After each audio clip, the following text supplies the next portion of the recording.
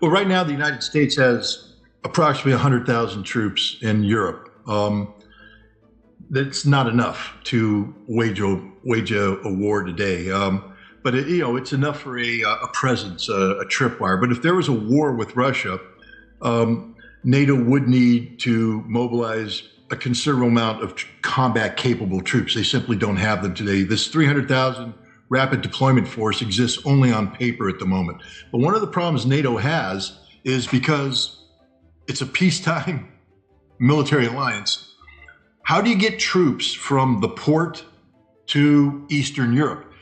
All the NATO logistics that existed in the past got troops from NATO ports or NATO airfields in Western Europe to Germany, which was the front line. West Germany was the front line with East Germany, the Soviet Union, et cetera. But now that the NATO has expanded to the Russian frontier with Poland, the Baltic states, Czech Republic, Hungary, Romania, there isn't infrastructure to support this, and there's insufficient troops in. We used to have 300,000 troops in Europe and could deploy another 250, 300,000 within 10 days. Today we have 100,000 and we don't have the ability to surge forces in. And so any reinforcement to take place is we'd be bringing troops over on ships. They'll arrive in ports. One of the big ports they would arrive would be in Hamburg or Antwerp. Previously, they'd get off the ports and ride on German highways to a German front line. Now they have to cross borders. NATO hasn't figured out how to move troops from one nation to the next, how to do customs clearance, how to avoid bottlenecks. Two, none of their highways or bridges have been reinforced to handle large-scale military movements. So even once they allowed it to happen, the infrastructure would collapse. Three, there's no redundancy, meaning that if there's one bridge over the river that you got to get your army over and the Russians blow up that bridge, you don't have a plan B. D, how do you get troops that you can get them to Poland, but how do you get them to Romania? How do you get them to Finland now that Finland joined? And so what NATO's doing now, they just did an exercise for instance, in Norway, landing a couple hundred American and Finnish and Norwegian Marines. And they wanted to get them to Finland, to get them from Norway over the mountains, down through Sweden, up into Finland to the front line. They realized the infrastructure doesn't exist. So if Russia was to go to war with Finland, NATO couldn't reinforce Finland, even though they promised them they could. So they have to spend money now building superhighways, new bridges, port facilities, and then they have to plan. What happens when Antwerp no longer exists because the Russians took it out? Where do you land? What's your plan B port? And this is what this plan is right now. NATO is saying, we can't do this, so we have to come up with a plan to do it. The bad news is it makes it look like NATO and Russia are going to war. You know what the good news is, Jimmy? They can't do it. It's too expensive. Is that to scare us? So what? Yeah. So has Putin been threatening to go to war with these smaller countries? Putin has been saying the exact. All Putin has done is defeat NATO and their proxy Ukraine in Ukraine. Putin has humiliated NATO. The defeat of NATO's technological superiority. You remember when the Leopard tank was the magic weapon? Yeah. But they found out that it burns. The Abrams was the magic tank. Oh, it burns too. There's no such thing as a magic weapon. All the weapons that the West thought would give it the technological edge over the Russians don't. HIMARS, that multiple launch rocket system, it uses a GPS guided warhead. The Russians jam it. The HIMARS doesn't hit what it's supposed to hit. The same thing with ATACMS. It gets jammed. There are no magic weapons, and this has humiliated NATO. And the other thing NATO realizes, and General Cavoli, who's the U.S. commander of ground forces, said, NATO had never imagined the scope and scale of the violence taking place in Ukraine.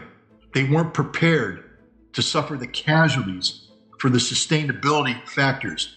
And so what's happened is that NATO realizes it can't fight the Russians, that the Russians have the better army, the better way of doing this. And so NATO now is screaming. They have to turn to their taxpayers and say, you got to pump up hundreds of billions of dollars now to rebuild our military. And the taxpayers are saying, why? Why are we going to do that? Well, because the Russians are threatening to invade. The Russians aren't threatening to invade. All Russia's done is beat NATO in a war that NATO started. So why then would this? Why? So it says revealed. So that means that on purpose, NATO revealed this plan For us to be scared. And who is that? Is that for us to be scared? What's this for? Well, I think the reality is somebody in NATO went, this is insane, and they revealed it because remember, this is just paper. These are just words. Those 300,000 troops don't exist. They haven't recruited them yet. They haven't trained them yet.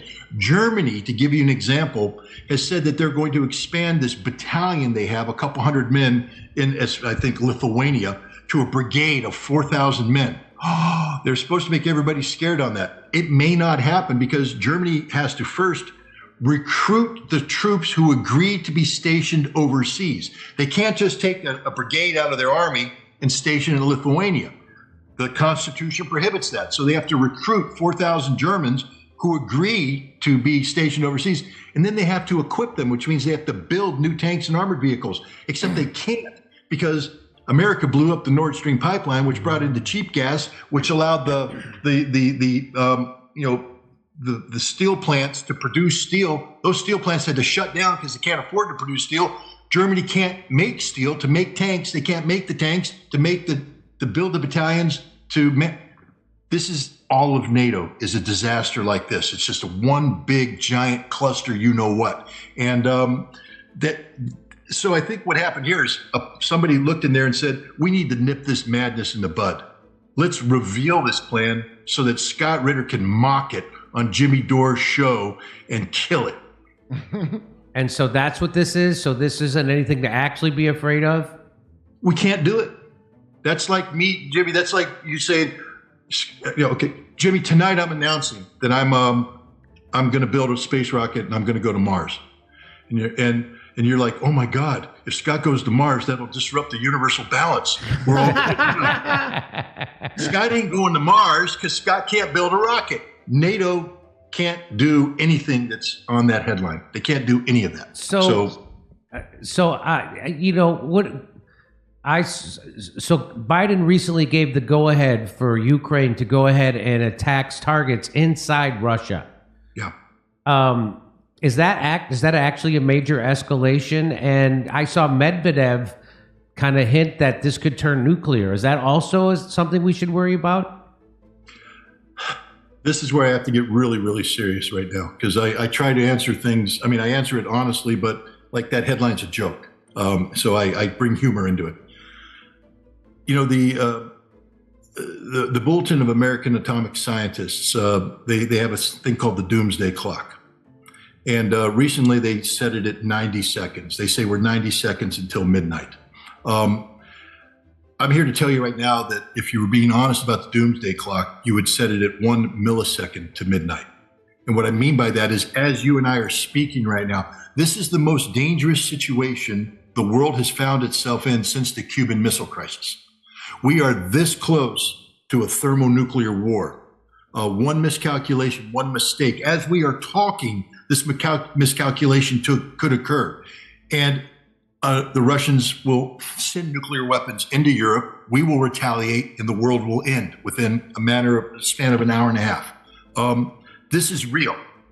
I hope everybody listening to me right now goes to bed and shakes and is scared, because you need to be scared. You need to start calling people in Washington, D.C. saying, what the hell are you thinking? Because the whole purpose of allowing the Ukrainians to do this is to bring harm to Russia in hopes that Russia will accept a peace plan coming out of a peace conference that's taking place in a week that isn't going to take place because nobody's going to attend because the Ukrainians are a joke. But we can't admit that. So we give the Ukrainians permission to do what the Ukrainians say they want to do, which is to bring harm to Russia, in Russia. If you go back, Jimmy, just to put this in perspective, go back to, you know who Ray McGovern is, yes. The former CIA guy, great guy. Yes. In the buildup before this became a war between Russia and Ukraine, the Russians actually submitted a draft peace treaty to the United States and said, this is how we could prevent a war, by talking about how to come up with equitable relationships. In the discussion that the Russians had with the United States, they said, what we really fear is that you're going to put missiles in Ukraine and those missiles are going to strike our strategic facilities. Because you see, when the Soviet Union existed, Ukraine was part of the Soviet Union. Right. So all of the strategic things, the command centers, the missile silos and everything, were in the center of Russia, far away from NATO. It took NATO a long time to get there. But if Ukraine joins NATO and you put these American missiles up to the front line, they can now strike Russia's strategic command and control. And Russia said back then before the war, if you put missiles in Ukraine, it will be a war. Jimmy, we put ATACMS missiles with a 300-kilometer range, a 300-mile range, 300-mile range in Ukraine, and the Ukrainians are using them to strike targets in Russia. Targets, the range arc includes command and control, radars, missile silos, nuclear storage facilities. Russia cannot allow this to happen. They can't. It's existential in nature. And if Ukraine makes a mistake, right now as we talk, if Ukraine makes a mistake and fires a missile that hits a Russian command and control center, Russia will nuke Europe. Really? Right now, as we speak.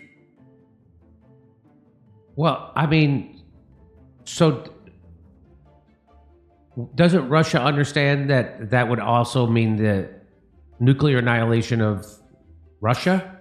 Vladimir Putin has addressed this. He said, we won't start the war. We have a nuclear doctrine that's quite clear. But if you hit us with nuclear weapons, or if you use conventional weapons that threaten our nuclear deterrence, we will respond. We understand that we will go to heaven as martyrs, but you'll go to hell as the people who started a nuclear war. That's the Russian approach. The other thing that Vladimir Putin has said, and I'm saying this because there's people out there who say, well, Russia's just bluffing. He has gone on national TV and spoken to the Russian people and said, there will be no phone calls. There will be no negotiations. All orders have been signed. All orders have been issued. When the time comes, it will happen instantaneously. Do you think Americans are just so used to living with nuclear weapons and they think that they'll never be used? No, I think what happened is, because we lived with nuclear weapons in the 50s, 60s, and 70s and early 80s, and we were scared to death. I can tell, I grew up there, Jimmy. I was scared. I lived in West Germany. I lived next to a nuclear weapons storage facility. My dad was a commissioned officer in the Air Force at a headquarters. On occasion, he would go into the bunker, which you go into the bunker when you're ready to go to war. He would call my mom and say, gather the kids, because this might be it tonight. The whole world might end. And we would be there because we lived next to the nuclear storage facility that would get hit with a nuclear weapon, and we would die. I played football when my dad was in the bunker. They had an Audubon going by. And you know how when sunlight hits a rearview mirror, hits a windshield, every once in a while you get that flash? Yeah.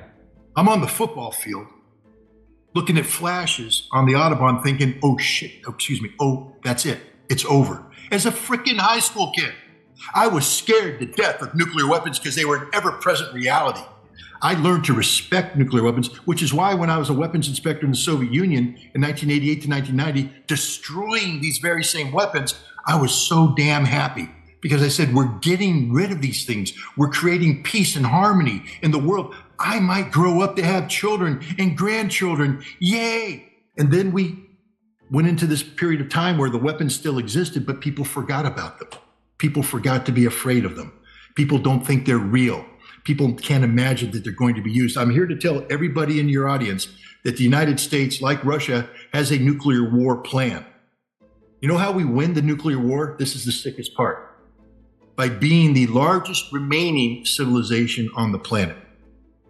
Now, some estimates say that we will be down to 30 or 40% of our current capacity. But as long as we can be the largest remaining civilization, we will continue American global domination in a post-nuclear environment. That's the definition of victory in a nuclear war. And this nuclear war could happen literally right now as we speak because of this. Strangelove. So why do you think there isn't more people screaming with their hair on fire about this to stop the Biden administration from letting Ukraine do this? Well, I mean, I tried. I was supposed to speak at the Rage Against the War Machine rally, right. And the libertarians shut me down because I'm a bad guy, apparently. Right. I've been screaming till I'm blue in the face. The problem is, again, I'll just be honest, the anti-war movement in America is so fractured. They just can't get along. They're a bunch of hippies that, have their own, they want their own slice of the pie, and they just can't agree. In 1982, in June of 1982, the anti-war movement put 1 million people into Central Park to protest against nuclear weapons and to protest in favor of arms control. Ronald Reagan, the crazy, communist-hating Republican president from hell, he's the guy that signed the Intermediate Nuclear Forces Treaty, Jimmy. He's the guy that sent me to Russia to get rid of those weapons. He was influenced by 1 million Americans marching in Central Park.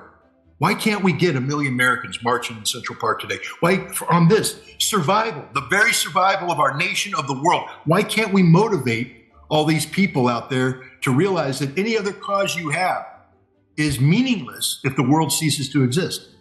When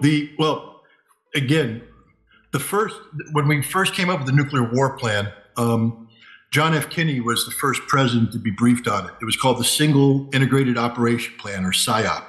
He went to the Pentagon to get briefed on it. When the Pentagon briefed him that the plan was to destroy the world, to keep America, then Kennedy turned to his advisor and said, and we call ourselves the human race. And then he screamed at the guys. He said, this is insane, literally insane. You can't ask me to push the button to destroy the world. You have to give me options. Then he was assassinated. When Lyndon Johnson became president, he was briefed on it. You know what his response was? This is insane. You can't ask me to destroy the world. You have to give me options. But the Pentagon only has one option: destroy the world. They pretend to have other options. They've briefed every president up during the Cold War on that. Every single president, including Ronald Wilson Reagan, said, this is insane. You have to give me options. And then the Cold War ended. And then we forgot about nuclear war. We forgot that there was this plan there. And then George W. Bush, after 9/11, said, we can never allow this to happen again. We have nuclear weapons. Find a way to make them relevant again.